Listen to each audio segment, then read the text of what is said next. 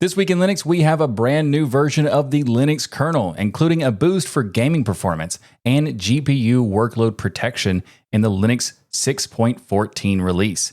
There are some new distro releases to talk about with Zorin OS and EndeavourOS, as well as some beta releases from Fedora and Ubuntu. Plus, openSUSE is adding a long-requested feature to their Zypper package manager, and so much more on this episode of This Week in Linux. If you're new to the show, hi, I'm Michael, and this is the weekly news show that will keep you up to date with what's going on in the Linux and open source world. Now let's jump right into your source for Linux good news.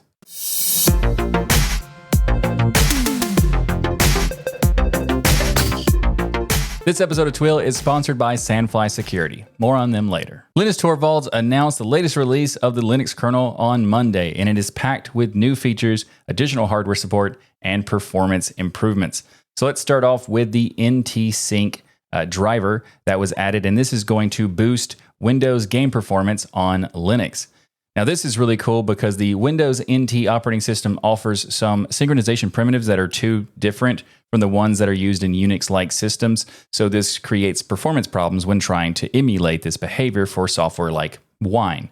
This release adds a driver that allows to model the NT primitives and spend less time trying to emulate it, which can improve performance massively in some cases. In fact, sometimes frame rates can increase by 50% to 150% in some games via Wine. Now, this is great, but it's not exactly going to be related to everybody's gaming because with Proton, it's not really relevant. So there was a post that was asked on Blue Sky to Valve developer Pierre-Loup Griffet, I maybe butchered that, sorry if I did, about when this feature would be added to Proton, and he responded by saying, "We already include F-Sync, which should be as fast or faster as NT-Sync. We've developed NT-Sync as a general solution that would be acceptable in upstream Wine, but there's no urgency in including it in the DEC or SteamOS kernel." So this is interesting because I didn't know that F-Sync was specific for Proton, and there you go. So F-Sync and NT-Sync are very similar, but work differently, and one is for upstream and one is for the current usage in Proton. Next up, we have ButterFS RAID 1 read balancing. So ButterFS uses a PID-based approach to distribute reads to the devices that are part of the RAID 1 setup. This is optimal for many configurations, but not all. This release adds 3 new RAID 1 read balancing methods that help to distribute reads I/O across devices. So there's 3 options: rotation, which keeps all devices active; latency for failing or unstable block layer transport; and dev ID, which is manual control. Also, there is uncached buffered I/O support prevents RAM from filling with unnecessary cached data for this release. So this release adds support for optionally sending buffered I/O, so pages will be dropped from the page cache once the data is read or written to.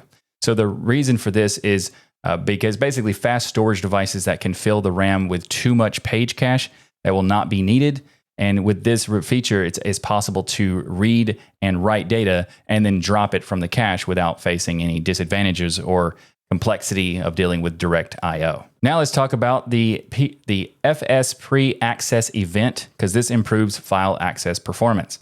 This release also adds the new FS Notify event that gets generated before a file's contents is accessed. The event is synchronous, so if there is a listener for this event, the kernel waits for a reply. On success of the execution, it continues as usual. On failure, it's propagated to the error to user space. This even allows user space to fill in file content on demand from slow storage. And now let's talk about GPU workload protection. This release uses C groups to prevent GPU workloads from being terminated. Both GPU and driver allocated CPU memory will be accounted to the correct C group, and eviction would be made C group aware. This means that GPU can be partitioned into C groups that will allow jobs to run next to each other without interference. They've also added support for IOU ring for Fuse to improve performance for cloud storage and container workloads. They've also added a lot of hardware support and performance updates, so the Intel GPU updates reduce power consumption on Arc Alchemist GPUs. They also have support now for DisplayPort UHBR modes on upcoming Panther Lake platforms, and new AMD XDNA driver adds support for AMD NPUs or neural processing units.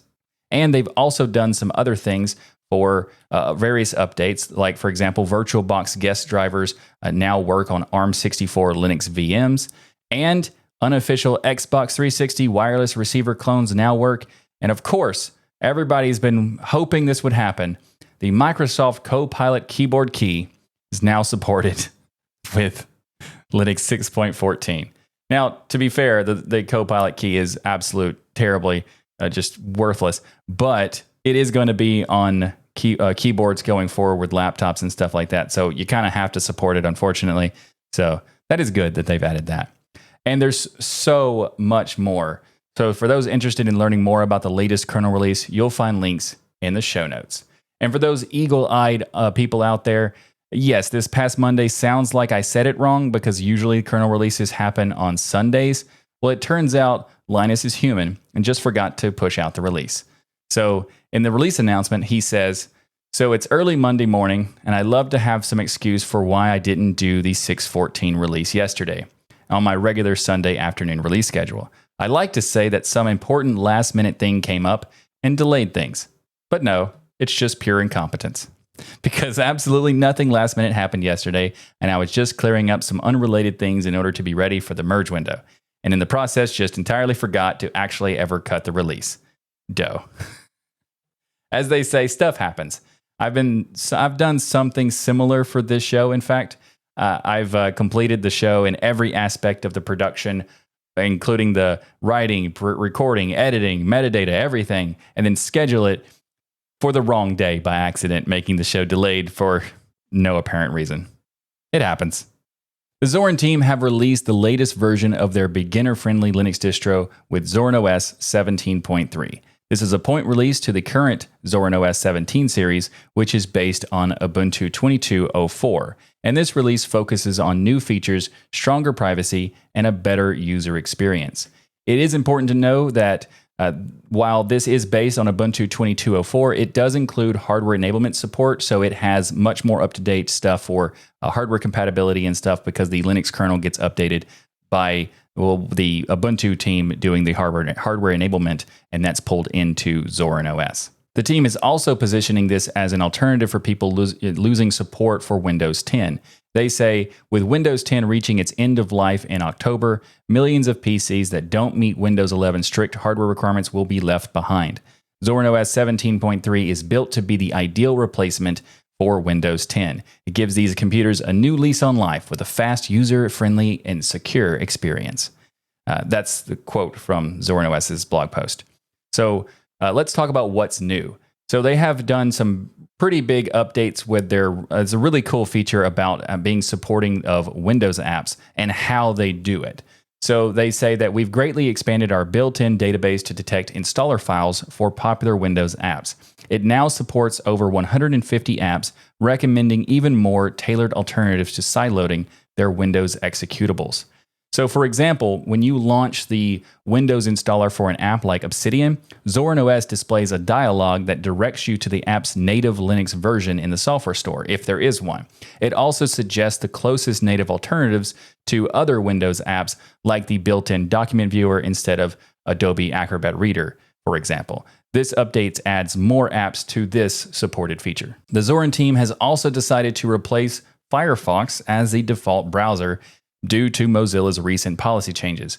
They say that they no longer feel assured that Firefox aligns with Zorin's commitment to protect the user's privacy.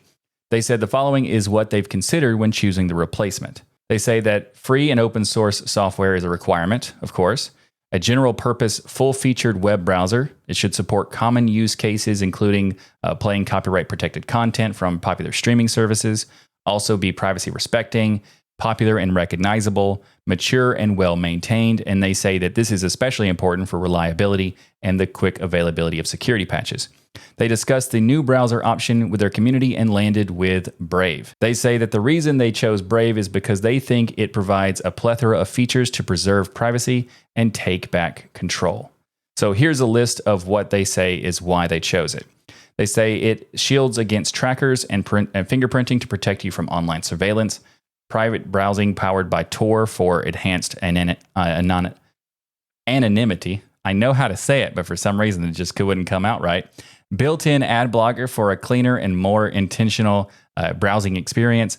Automatic blocking of third-party cookies and cookie banners. And obviously there's probably some more. But there's this new default browser will only apply to new installs. Existing installs will still have Firefox unless they choose to manually switch to Brave. The Zorin team have also made some nice upgrades to their Zorin Connect feature, which is a shining piece of Zorin OS experience. So Zorin Connect basically merges the experience between your devices like your computer and your phone so they can work together as one. It's integrated into the Zorin OS desktop and links your computer with Android devices to allow you to sync notifications between devices, send files and photos between your phone and your computer, see incoming phone calls on your computer, as well as reply to texts, control music and video playback across your devices, use your phone as a slideshow remote, and so many things. You can send commands to your computer, which is very powerful. So you can hit a button on your phone and just do whatever you want. So if you set up a script, it will run that script. So Zorin Connect is based on KDE's KDE Connect tool, and Zorin does make some customizations for their setup, but the two big features in their update that they put on their blog post is directly thanks to the upstream work from KDE Connect. Now, this is very cool because if you go to the KDE Connect website, it's hard to see some screenshots. So that's why I'm going to be using the Zorin blog post because they did provide very good screenshots. And one of those things that they did is that the KDE Connect team have redesigned the interface so that it adapts to your Android's device theme.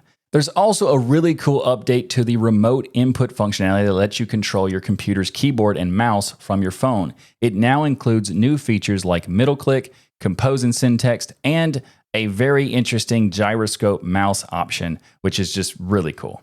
Zorin also made some improvements for the touchscreen devices. For example, it's now possible to open the on-screen keyboard whenever you want to from the panel. Instead of only when you tap a screen, like a text field on the screen, it will automatically pop up. Now you can just pop it up whenever you want to, which is really cool. They've also made a lot of updates to their various apps and package support, and they've also made some improvements for compatibility and better security. And speaking of compatibility, there's some new hardware support for the newest NVIDIA RTX 5000 series graphics cards by including the latest NVIDIA 570 drivers. I think this release of Zorin OS is great, and it continues to keep them as one of the best beginner-friendly options. And also, if you're interested in learning more about Zorin OS or the founder of Zorin, then be sure to check out the interview we did with him on my podcast, Destination Linux, because on episode 395, we interviewed Artyom Zorin, and it was a great one. So if you haven't seen it, go check it out. The EndeavourOS team have announced a brand new release with the codename Mercury Neo. Unlike most distros, EndeavourOS doesn't use version numbers, but rather code names to signify new releases. Personally, I'd prefer to have both, but c'est la vie. Mercury Neo is a bug fix update for the Mercury release, which I somehow missed last month. I don't know how that happened. So let's fix that and talk about the release for Mercury as well. But first, Mercury Neo ships with Calamare's 25.02.2.1, just rolls right off the tongue, Firefox 136.0.2, Linux 6.13.7, the Mesa drivers 25.0.1, and Xorg with 21.1.16, and the NVIDIA 570 drivers. Mercury's features, the release from last month, has a lot of cool new features. So the ISO now has a memory test for EFI. KDE, GNOME, XFCE4, Mate, Budgie, and Cinnamon all now use dark theme by default. The XFCE4 theme is now closer to the default XFCE setup, and GNOME sets the dark and light wallpapers on changing mode automatically now. And they've also done some changes to the mirror list system, which I think is really cool because now when you rank your mirror list during installation, it will be copied to the target. Before, you'd have to do it multiple times if you did it during the installation process or just wait until it's already installed. And now, in case the user changes it during the live session, it will now be moved over to the installation, which is very cool. So if you're interested in checking out the latest release of EndeavourOS, you'll find links in the show notes. As Linux users, we know what's up. Security is non-negotiable. But with threats getting smarter, your security tools need to keep pace without dragging your system down. And traditional agents, they just slow you down and leave blind spots. It's time for a smarter approach, and that's why This Week in Linux is proud to be sponsored by Sandfly Security, the revolutionary agentless platform designed for Linux. Sandfly doesn't just detect and respond. It revolutionizes security with SSH key tracking, password auditing, and drift detection, covering threats from every angle. Whether your systems are in the cloud, on-premises, or in embedded devices, Sandfly ensures they're all secure, without the headaches of agent-based solutions. Listen to what Ken Kleiner, senior security engineer at the University of Massachusetts, has to say. He says, Sandfly is the first product I've seen that accurately and quickly detects thousands of signs of compromise on the Linux platform. Its unique method automates tasks which would be manually impossible. Automation is key with detection, and Sandfly completely fits this and other requirements. If your organization is using Linux, this should be part of your cybersecurity toolset. So experience security that's not just effective, but gives you peace of mind. No agents, no downtime, just cutting-edge protection.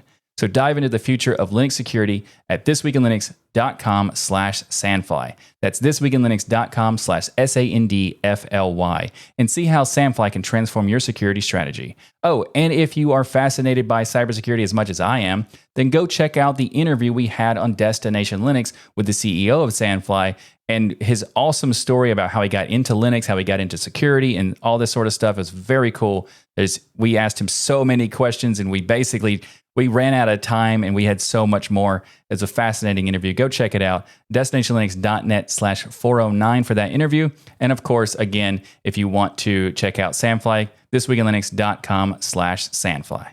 The Rescuezilla team have announced a brand new version of their distro with Rescuezilla 2.6. For those unfamiliar, Rescuezilla is an Ubuntu-based distro, and the team calls it the Swiss Army knife of system recovery. It leverages the CloneZilla open source disk imaging and cloning software to provide users the ability to perform backups, restores, and other recovery actions. So this release has been updated to be built on Ubuntu 24.10 Oracular Oriole for better hardware support, and also updated UEFI Secure Boot shim for Windows 11 compatibility. They fixed the SBAT self-check failed errors on Secure Boot systems, and ships with MTest 86 Plus 7.0 for memory diagnostics, and many, many more updates. For those unfamiliar, this is a distribution you can use with LXDE, so if you are interested in a Swiss Army knife live USB system, you can use Rescuezilla with that. The Finnix team have announced the latest release of the original utility live Linux distribution. They say that on their website, and I was questioning, is it really the original version? Because I always thought Canopix was the original one. And it turns out Finnix beats Canopix by a few months. I think it's September and March. So that's crazy. Anyway, if you don't like the idea of having a desktop environment like with the LXDE environment on Rescuezilla, then the command line only option of Finnix might be your jam. Finnix is also celebrating their 25th anniversary of the project with this release of Finnix 250. So Linux kernel 6.12 is included in this release. They've also made automatic per-user shared SSH agent functionality more reliable. They added packages like util Linux Extra. They've removed some various packages. They've also set so that boot init RAM FS now checks for build-specific media. HTOP display improvements have been done for this release, and also made a lot of updates for the upstream Debian packages. So if you are looking for a distro with hundreds of utilities available for recovery, maintenance, and testing, but get offended by using a graphical user interface, then you might want to check out Finnix. The Fedora Linux team have announced the beta release for Fedora 42. Fedora Linux 42 beta is now available for testing across multiple editions. You have the Workstation, KDE Plasma Desktop, Server, IoT, Cloud, and Core OS. Upgrades to existing Fedora systems are also possible with using DNF System Upgrade. So the biggest changes here is that KDE Plasma Desktop is now an official Fedora edition. So you also get a new supported platform with PowerPC or Power Systems. It includes the full KDE stack with KDE PIM and live images. and all that sort of stuff for the open power systems. And you get all the benefits of the KDE Plasma Desktop as an addition for the Fedora Linux project. So this Fedora KDE has been around for a very long time as a spin, but it has been upgraded to the full edition. So it is at the same tier as the workstation with GNOME. And I think that's awesome. I think Fedora KDE is one of the best distributions, especially one of the best KDE distributions. And if you haven't tried it out, go check it out. And also there's a new spin for Fedora with Fedora Cosmic. So this is a Rust-based desktop environment built by the System76 team. For those unfamiliar, this is a company who makes hardware for like laptops and desktops, but they also make the distribution Pop! OS and are now making their own desktop environment called Cosmic. So this is a very interesting desktop environment. It's kind of like a hybrid between tiling and floating with the window management. They also are going to have window stacks and that sort of stuff. But this is still a desktop environment that's in an alpha stage. So this is cool that Fedora is bringing it in to people who want to try it out, but it is not meant for the daily production use. Also in this release of the Fedora 42 beta is there's an update to Anaconda. So the new web UI is now default for Fedora Workstation. And this provides installation progress indicator, built-in help and configuration review. The wizard also allows skipping unnecessary steps if you want to, as well as includes a new guided partition system. So automatic partitioning with customization options, reinstall Fedora option for easy recovery, dual boot support. Now it is worth noting this is only available for Fedora Workstation, but it is really cool to see that this is coming. So what is a beta release? For those unfamiliar, it is a feature complete, so to speak, version, but it is not ready to go. It's more of a preview of the final release. And it's sometimes a release candidate is more closer to that, but a beta is for something that you're expecting to have some issues you need to fix. So it's intended to be released for anyone who wants to help test and find any bugs that might happen for a stable final version to be released after that. So they say that every bug report helps millions of Fedora users worldwide.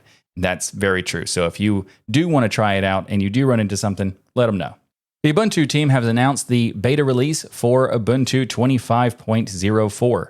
So this release comes with an updated kernel with Linux 6.14, which is the latest kernel that we talked about earlier this episode. They've also enhanced the installer with better dual boot support handling. And also they've updated the GNOME desktop environment for GNOME 48, which includes HDR support, the well-being tool, and all the other stuff we talked about in a previous episode. I'll have that linked in the show notes. They've also done some theme refinements for new symbolic icons, icon size fixes, and that sort of thing.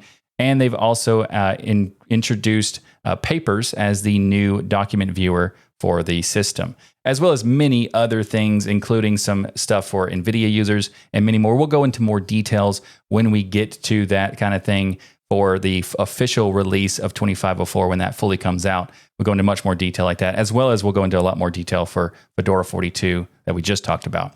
And also, if you want to check out the beta releases for the flavors, they are also available right now, so you can check those out in the links below. openSUSE is adding a long requested feature to their Zypper package manager, and that is parallel downloads. This new feature should improve the performance of package management by reducing the time required to fetch packages and metadata. This update provides two main features: an ability to fetch packages using concurrent connections, and a simplified media backend that improves connection reuse and metadata handling. Both features are currently in experimental phase, but it's fantastic to see because by the way, they're currently available for those who are using Tumbleweed and Slow Roll. So this is some really good news for people because a lot of people have been wanting Zypper to be able to do this for a very long time and kind of sometimes use this as an example of what the package manager needs and even the biggest need it has. And I'm happy to see this being added to Zypper. If you'd like to learn more about this and what this all means, you'll find links in the show notes. The Steam Deck is a fantastic product. I have one and so do many others, but there is one really big problem in the handheld gaming PC market, and that is Windows. Poor setup experience, bad UI for handhelds, custom UIs from vendors feel disconnected from the experience. Like, it's just not great. But it turns out HP agrees with that, or at least somebody from HP agrees with that, and is interested in SteamOS gaming handhelds. So the HP's SVP of Gaming Solutions, Josephine Tan, not sure, says that if you look at Windows, I struggle for the experience myself.